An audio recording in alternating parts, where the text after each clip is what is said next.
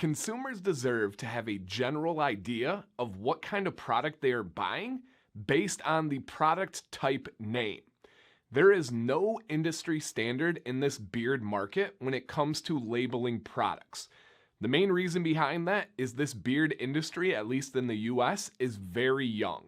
It is just over 10 years old right now, and we have products that have labels all over the map. You can buy a beard butter, and it comes to you as hard as a beard wax or beard balm, and vice versa. You get a beard balm, and it's just as soft as a butter. Or maybe you buy a beard butter, and the primary ingredient is water, and there's not even a butter ingredient to find on the list. That can be very frustrating, especially for those new consumers that don't really understand the ingredients and the ratios and all that goes into it. I believe that we can have an industry standard that can benefit everybody, consumers and companies alike.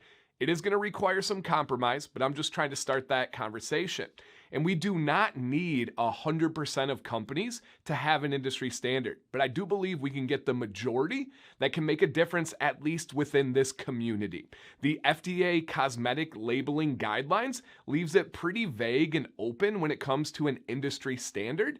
So I believe we have that opportunity to create that standard, to be able to give people a really solid idea of what they're purchasing based on the name of the product type. Super important. For companies, you can look forward to less complaints and returns. If customers are educated and know what they're getting, that's going to be more so on them rather than saying, hey, I thought this was a butter, but it feels like a balm. And then consumers, you guys are going to have less surprises and disappointments. I really don't see a downside to this. It's going to help out everyone. Now, I'm not telling companies that they need to do anything different with their products. Whatever you are making and selling is fantastic.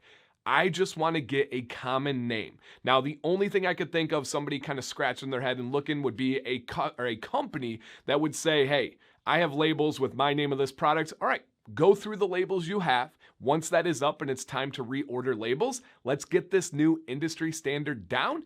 And many companies are already within this idea. And again, maybe there's some wiggle room. We can talk. We can have a discussion down in the comments. But I believe that this can help out everyone. And hopefully this is kind of like a pivotal moment. And quickly, I want to introduce myself. My name is Dan C. Bearded. I appreciate you guys for checking out this video today. If this is a topic that you're invested in, you are excited to learn about and maybe participate in, please hit a thumbs up. If you're new here, welcome to the channel. Consider subscribing. Clearly, this channel is all about beard care. And if you found this video, I have an idea that you like taking care of your beard. And if you're returning as a subscriber, thank you guys so much.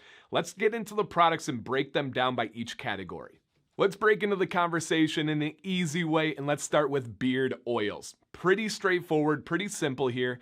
Beard oils should have oil ingredients or oil-like ingredients, including oils, liquid waxes, and liquid butters. The oils are pretty self-explanatory. An example of a liquid wax would be jojoba. Most people know it as jojoba oil. It's technically a liquid wax, and I know somebody will be like, hey, what about this one? So I'm going to try and cover all the bases here. And then also a liquid butter would be something like shea olein oil, which is fantastic. Now, things that we want to avoid that we sometimes see mislabeled with beard oils would be having silicones or waters. I don't believe those have any part in a beard oil. If we want to make a serum or some other name for that category, I'm fine with that. But a beard oil should be limited to oils, liquid waxes, and liquid butters.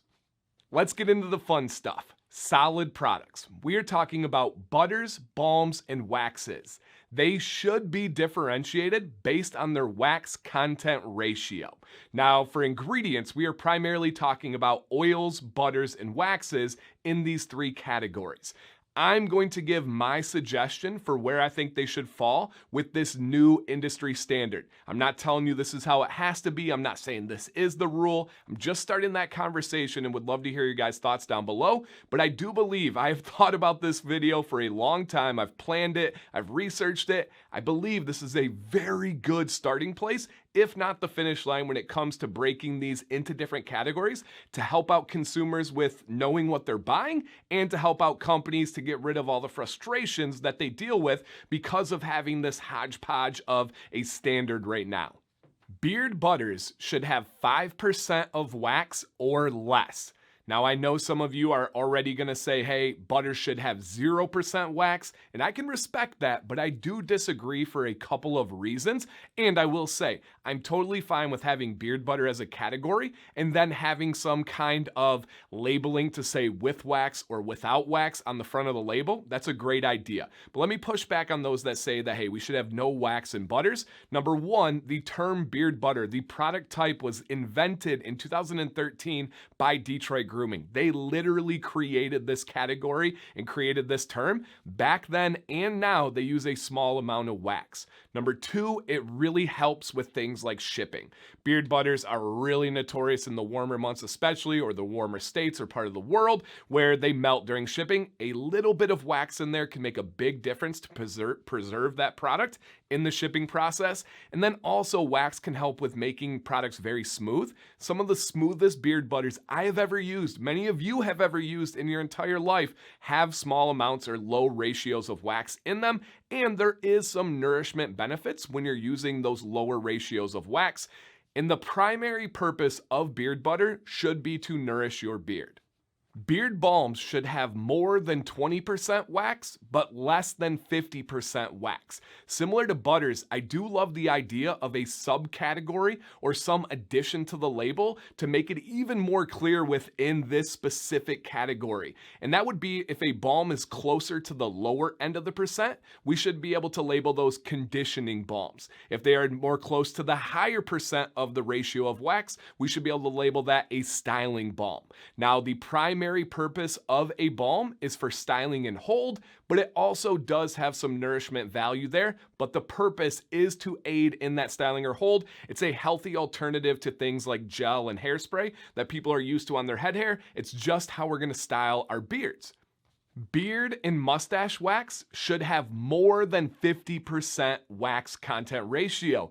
That just makes common sense, right? If the product is called wax, it should be a majority wax. Got it. Makes sense here.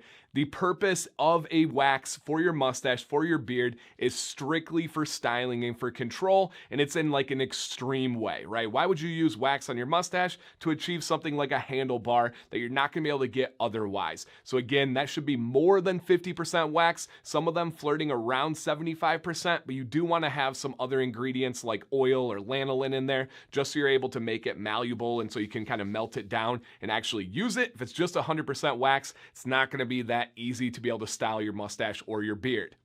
Let's wrap this up with a conclusion. I would love to hear your thoughts, your questions, and your concerns.